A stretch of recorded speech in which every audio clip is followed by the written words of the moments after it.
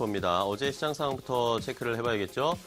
자, 어제 코스피가 또 하락을 했습니다. 외국인들이 다시 많은 물량을 어제 팔았습니다. 4천억 원 넘게 순매도했고 개인과 기관만이 순매수를 해줬는데 자, 반도체 고점 논란에 대한 이야기가 끊임없이 계속 나오고 있습니다. 어제도 이런 우려감 때문에 외국인들이 많은 매도를 했는데 자, 오늘 새벽에 뉴욕 증시에서도 골드만삭스가 또다시 반도체 고점 논란에 대한 이야기 나오면서 마이크론 테크놀로지가 4%나 빠졌습니다.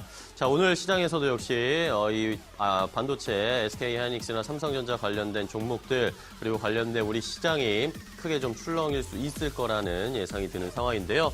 말씀드린 것처럼 코스피가 이틀 연속 하락세이고 오늘 수급도 계속 지켜봐야 하는 상황입니다. 여기에다가 만기일이기 때문에 더 수급적으로 더 불안한 하루가 될 수 있는 하루라는 것을 잘 체크해 보셔야겠고요. 자, 코스닥은 보겠습니다. 코스닥은 반면에 어제 상승을 했습니다. 외국인과 기관이 동반해서 순매수했습니다. 외국인이 700억 원 가까이, 기관은 570억 원 넘게 순매수해줬고 개인만이 차익 실현을 했습니다. 외국인은 최근에 코스닥에서 4거래일 연속, 기관 같은 경우에는 이틀 연속으로 순매수를 해주고 있습니다. 그래도 코스닥은 근근히 좀 버티고 있는 상황, 어제 시장 상황까지 함께 체크를 해봤고요. 자, 이렇게 시장이 어렵습니다. 반도체 고점 논란에 대한 이야기들이 나오면서 외국인들이 좀처럼 돌아주지 않고 있는 상황인데 그러다 보니까 전체적으로 거래 대금도 늘어나지 않고 있고 거래가 좀 활성화돼야 뭔가 변동성도 나타나고 수익도 볼 수 있는 상황인데 그런 상황 여건들이 일단 좀 마련이 되지 않고 있습니다.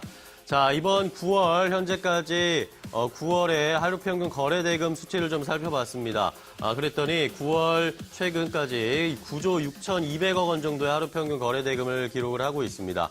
3개월째 10조 원 밑으로 거래 대금이 형성되고 있고요. 이러다 보니까 거래 활성화라든지 변동성이라든지 꾸준한 상승이 나타나고 있지 않은 상황입니다. 자, 코스피와 코스닥을 따로따로 좀 확인을 해보면 코스피가 5조 3,900억 원 정도 하루 평균 거래 대금을 기록을 하고 있습니다. 올해 초보다 24% 정도는 줄어든 수치입니다. 코스닥도 보면요, 4조 2천억 원 정도의 거래 대금을 보여주고 있는데 지난 1월 하루 평균 거래 대금의 절반에도 못 미쳤다. 거래 대금 자체가 조금 말말라가고 있는 상황, 여전히 증시 거래 대금은 내리막길을 걷고 있다는 걸 확인해 볼 수 있는 상황입니다. 자, 그런데 이것과는 또 정반대로 최근에 신용거래 융자 금액은 좀 늘어나고 있습니다. 6거래일째 증가하고 있는 상황인데 자, 지난 10일 기준으로 금융투자협회에서 조사를 해보니까 최근에 신용거래 융자가 11조 거의 6천억 원에 가까웠습니다. 6거래일 연속 상승을 하면서 거의 3천억 원 정도가 증가하는 상황인데 자, 이 신용거래 융자 잔액이 늘어났다는 것은 뭘 뜻하는 걸까요? 자, 개인이 증권사에서 돈을 빌려서 주식을 매수한 금액을 우리가 신용거래 융자라고 이야기를 합니다. 그런데 이 잔액이 늘어났다는 것은 자, 이자를 내서라도 빚을 내서라도 주식을 투자를 하면 앞으로 향후에 주가가 긍정적이고 상승할 것이다. 이자를 상쇄할 만한 수익을 볼 수 있을 것이다 라는 기대감을 갖고 투자를 하는 것입니다. 그런 주체가 많아졌다는 뜻이기 때문에 앞으로 시장이 괜찮을 것이다 라는 사인으로도 우리가 좀 받아들이고 있는 상황인데 앞서 말씀드린 것처럼 전체적인 거래 대금은 줄고 있는데 신용 거래 융자는 늘고 있는 이런 상황이 현재 시장에서 펼쳐지고 있습니다.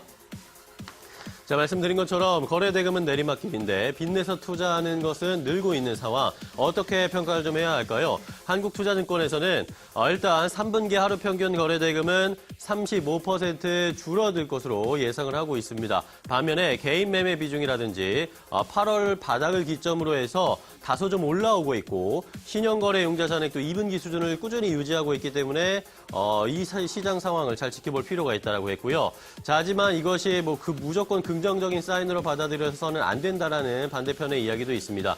KTB투자증권에서는 현재 신용거래 융자가 늘어난 것은 남북경협주나 제약바이오 같은 이런 이벤트 그리고 급등하거나 급하락하는 변동성이 큰 업종에 조금 몰려있는 경향이 있기 때문에 이런 것들의 위험성도 잘 숙지해야겠다라고 이야기를 하고 있었습니다. 자, 이렇게 수급 스나이퍼 전해드렸습니다.